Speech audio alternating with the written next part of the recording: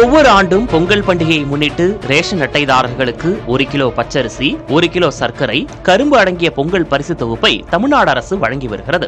அதேபோல் இந்த ஆண்டும் பொங்கல் பரிசு தொகுப்பு வழங்க 248 கோடி ரூபாய் நிதி ஒதுக்கீடு செய்துள்ளது தமிழ்நாடு அரசு. அதே நேரம் 2026 சட்டமன்ற தேர்தல் நடைபெற உள்ளதால் பொங்கல் பரிசு தொகுப்புடன் ரொக்க பணமும் வழங்க அரசு திட்டமிட்டுள்ளதாக கூறப்படுகிறது. 2021 திமுக அரசு அமைந்த பிறகு கொரோனா பெருந்தொற்று, மழை வெள்ளம் போன்ற பாதிப்புகளின் போது சென்னையில் உள்ள ரேஷன் அட்டைதாரர்களுக்கு 6000 ரூபாயும், பிற மாவட்டங்களில் 4000 ரூபாயும் நிவாரணமாக வழங்கப்பட்டது. மேலும் 2024 நாடாளுமன்ற தேர்தலுக்கு முன் பொங்கல் தொகுப்புடன் ஒவ்வொரு குடும்பத்திற்கும் 1000 ரூபாய் ரொக்கம் வழங்கப்பட்டது.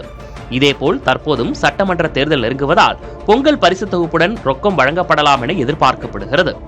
2021 தேர்தலுக்கு முன்பாக அப்போதைய அதிமுக அரசு பொங்கல் தொகுப்புடன் 2500 ரூபாய் ரொக்கம் வழங்கியது.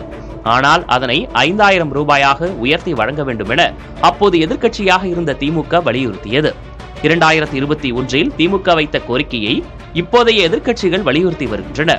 அதன்படி பொங்கல் பரிசு தொகுப்புடன் ரொக்கமாக பணம் 3000 அல்லது 5000 ரூபாய் வழங்குவது குறித்து தமிழக அரசு அறிவிக்கலாம் என எதிர்பார்க்கப்படுகிறது.